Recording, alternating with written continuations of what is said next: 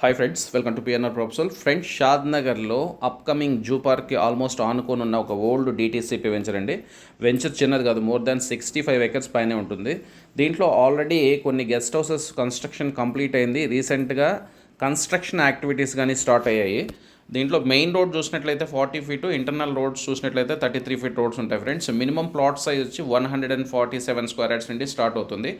147, 183, 294 square yards.